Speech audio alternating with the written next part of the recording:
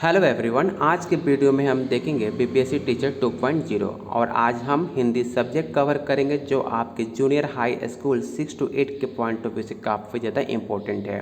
ये सारे सवाल आपके प्रीवियस ईयर क्वेश्चन है, UP TET, C TET, B TET और अदर स्टेट का मिक्सर है जो आपके एग्जाम को पॉइंट ऑफ व्यू से काफ़ी ज़्यादा इंपॉर्टेंट है। अगर आप ये प्रैक्टिस सेट कर लेते हो तो यकीन मानिए आपका मैक्सिमम क्वेश्चन आपके एग्जाम में देखने को जरूर मिलेंगे।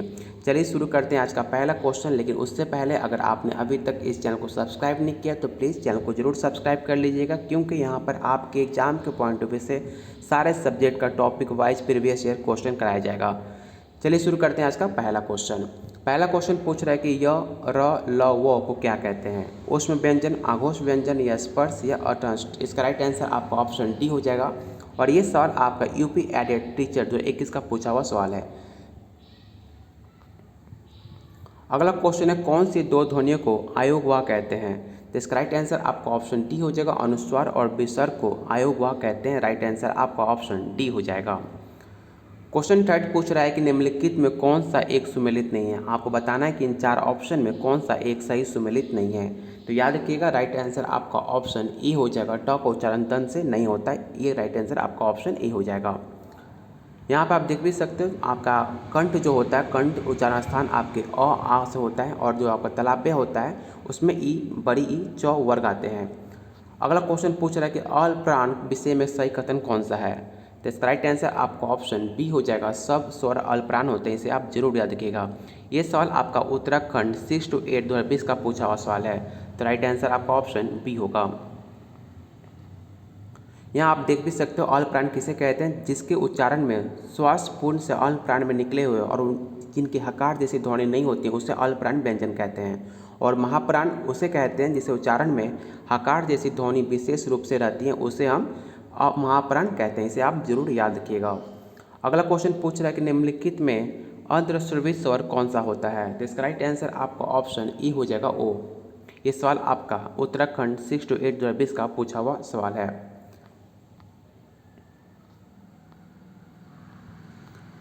क्वेश्चन 6 पूछ रहा है कि श्रृंग शब्द का सही वर्तनी विश्लेषण कौन सी है? तो इसका राइट आंसर आपका ऑप्शन बी हो जाएगा।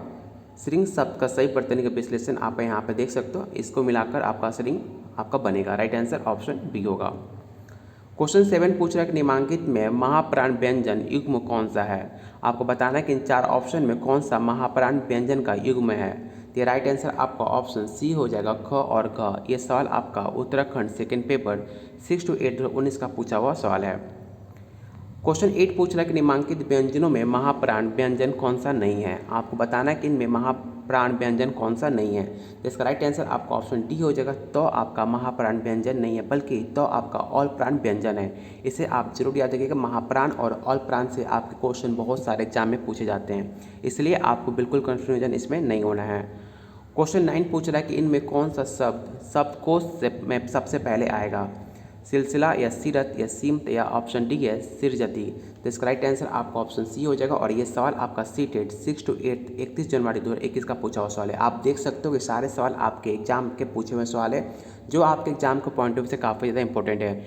अगर आप पूरा वीडियो देखते हो, अगर पूरा आप वीडियो को पूरा अंत तक देखते हो और सारे आप क्वेश्चन को आप अटेम्प्ट करते हो, यकीन मानिए आपके एग्जाम में आने वाले क्वेश्चन आपको मैक्सिमम क्वेश्चन आपको इसी पेपर से देखने को जरूर मिलेंगे।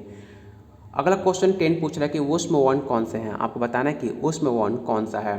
तो इसका राइट आंसर आपका ऑप्शन बी हो जाएगा। इस सवाल आपका यूपी टेट 6 to 8 2018 का पूछा हुआ सवाल है। अगला क्वेश्चन पूछ रहा है कि स्वर किसके भेद है? बिल्कुल इजी सवाल है। आपको बताना है कि जो स्वर है वो किसका भेद है।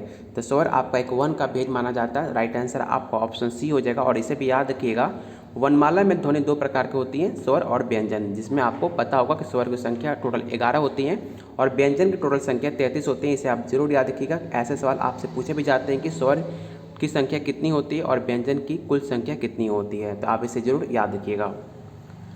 निम्नलिखित में कौन सा उत्तर सही है? आपको बताना है कि इन तीन ऑप्शन में कौन सा आपका उत्तर सही है। तो इसका राइट आंसर आपका ऑप्शन बी हो जाएगा। 1, 2 और 3 आपका तीनों कथन आपका बिल्कुल सही है। क्वेश्चन 13 पूछ रहा है कि दांत और जीभ के स्पर्श में बोले जाने वाले वर्ण को क्या कहते हैं।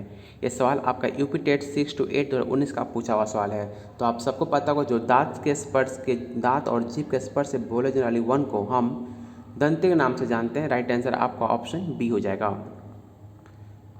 जहाँ पे ये भी आप नोट डाउन जरूर कर लीजिएगा, दो आपको दंतोष्ट होते हैं वो होता है, और कंठोष्ट में आपका ओ और 12 ओ आता है, और मूर्धन्य में री और टो ठो डो आता है। इसे आप जरूर याद रखिएगा। क्वेश्चन 14 पूछ रहा है कि निम्नलिखित ध्वनियों में निर्दिष्ट विशेषताओं में कौन सा अशुद्ध है। आपको बताना है कि इन 4 ऑप्शन में कौन सा अशुद्ध है।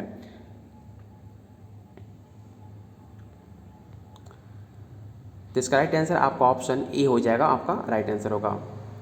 क्वेश्चन 15 पूछ रहा है कि वर्णों के उस समूह को जिससे कोई निश्चित अर्थ निकलता है उसे क्या कहते हैं। ये सवाल आपके एग्जाम में बहुत बार पूछा भी जा चुका है कि वर्णों को उस समूह का नाम बताइए जिससे कोई निश्चित अर्थ निकलता है उसे क्या कहते हैं। तो उसे हम शब्द कहते हैं। कोई अगर आप शब्द बोलते हो उसका कोई मतलब निकल जाता है तो एक शब्द होता है। अगर किसी शब्द का मतलब ना निकले तो फिर वो शब्द कहलाता ही नहीं है। तो राइट आंसर आपका ऑप्शन ए हो जाएगा। अगला क्वेश्चन पूछ रहा है कि निम्न में कौन सा शब्द आमंत्रिक है। ऑप्शन है कारखाना, option B Amitabh, option C है करलो, ऑप्शन डी है चाचाना। तो इसका राइट आंसर आपका ऑप्शन सी हो जाएगा, जिसमें आपका आमंत्रिक शब्द शामिल है। अगला क्वेश्चन पूछ रहा है कि निम्नलिखित में कौन सा दंतोय वर्ण है। तो इसका राइट आंसर आपका ऑप्शन सी हो जाएगा। जिस वर्ण में उच्चारण में जीवा के ऊपरी दांतों को स्पर्श करती है उसे दंत वर्ण कहते हैं। इसे आप जरूर याद रखिएगा। क्वेश्चन 18 पूछ रहा है कि हिंदी शब्दकोश में पहले आने वाला शब्द कौन सा है। ये सवाल आपके बीपीएससी टीचर 2023 का सेकेंड पेपर में पूछा हुआ सवाल है। इसका राइट आंसर आपका ऑप्शन ए हो जाएगा। हिंदी शब्दकोश में अ किस वर्ण से पहले आता है। तो इसका राइट आंसर आपका ऑप्शन सी हो जाएगा।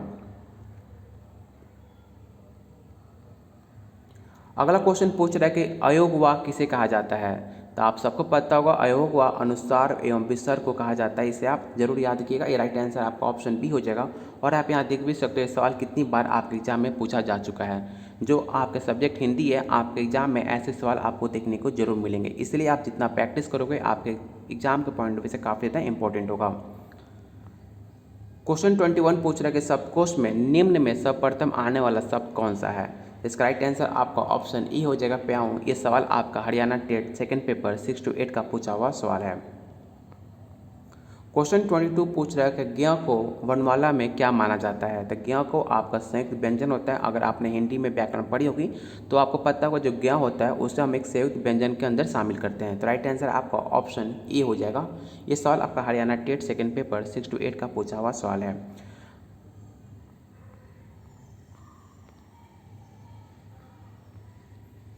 अगला क्वेश्चन पूछ रहा है कि निम्न में कौन सा वर्ण स्पर्श संघर्षी है। तो इसका राइट आंसर आपका ऑप्शन ई हो जाएगा।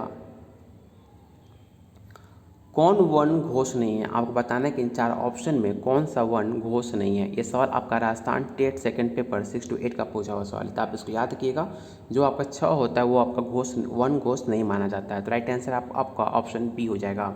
यहाँ आप देख भी सकते हो जिन ध्वनियों के उच्चारण में स्वर तंत्रियाँ झरकित नहीं होती हैं उसे आघोष कहते हैं, और जिनके उच्चारण में स्वर तंत्रियाँ झरकित होती हैं उन्हें घोष कहा जाता है। और यहाँ आप देख भी सकते हो अघोष और घोष का जो घोष आपके प्रत्येक वर्ग का तीसरा, चौथा और पांचवा वर्ण तथा सभी वर्ण आपके घोष कहलाते हैं। इसे आप जरूर याद रखिएगा। अगला क्वेश्चन पूछ रहा है कि किस शब्द में री स्वर नहीं है। आपको बताना है कि इन 4 ऑप्शन में कौन सा शब्द में री स्वर नहीं आता है। तो इसका राइट आंसर आपका ऑप्शन डी हो जाएगा। रिवाज में आप कहीं से भी आप उसमें री उसमें शामिल नहीं है। यहाँ पे आप देख भी सकते हो इसमें कहीं भी री का कोई प्रयोग नहीं है। तो इसका राइट आंसर आपका ऑप्शन डी हो जाएगा। और ये सवाल आपका Rajasthan TET second paper 6 to 8 का पूछा हुआ सवाल है।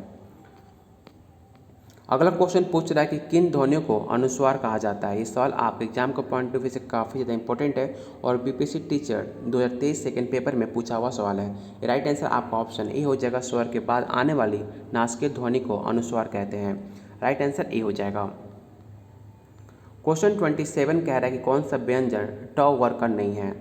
न, म, ध, ए, ध। इसका राइट आंसर आपका ऑप्शन बी हो जाएगा। और ये आप देख भी सकते हैं सवाल आपका छत्तीसगढ़ टेट का पूछा हुआ सवाल है। मैंने पहले भी कहा था कि आपको वही क्वेश्चन कराया जाएगा जो आपके एग्जाम में बार बार पूछे जा रहे हैं। और 6 to 8 के लिए स्पेशली ये सवाल क्वेश्चन काफ़ी इंपॉर्टेंट है, क्योंकि आपको एग्जाम में बिल्कुल ऐसे क्वेश्चन आपको देखने को मिलेंगे।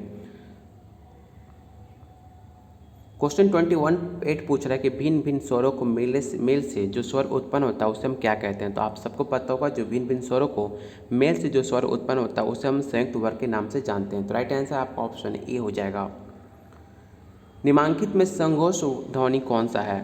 तो इसका राइट आंसर आपका ऑप्शन बी होगा।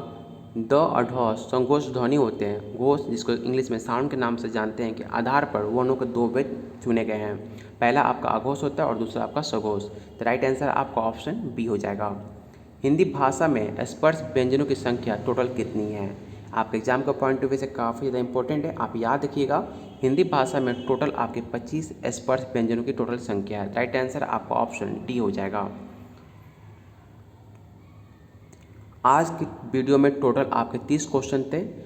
उम्मीद करता हूँ आज की वीडियो आपको पसंद आई होगी। तो प्लीज़ वीडियो को लाइक और दोस्तों के साथ अपने वीडियो को जरूर शेयर कीजिएगा, क्योंकि आपको यहाँ पर हर टॉपिक वाइज प्रैक्टिस सेट कराया जाएगा। जो आपके प्रीवियस ईयर क्वेश्चन पूरे ऑल इंडिया स्टेट जितने क्वेश्चन कराए जा चुके हैं 6 to 8 का, उनका प्रीवियस ईयर क्वेश्चन का मिक्सचर होगा, जो आपके एग्जाम में हेल्प तो करेगा ही, लेकिन आपका जो जॉब है उसकी गारंटी भी देता है। क्योंकि आपका सिलेक्शन काफ़ी ज़्यादा इंपॉर्टेंट रखता है, क्योंकि बीएड को बाहर करने के बाद बीएड वाले की संख्या बहुत ज़्यादा है और सीट आपको सिर्फ 52,000 है और बच्चे आपके 4 लाख प्लस हैं।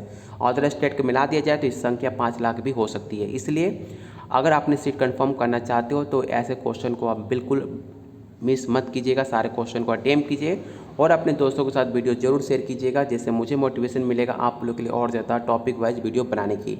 और जिन्होंने अभी तक इस चैनल को सब्सक्राइब नहीं किया तो प्लीज़ जाइए चैनल को सब्सक्राइब कीजिए और बेल आइकन प्रेस करना बिल्कुल मत भूलिएगा।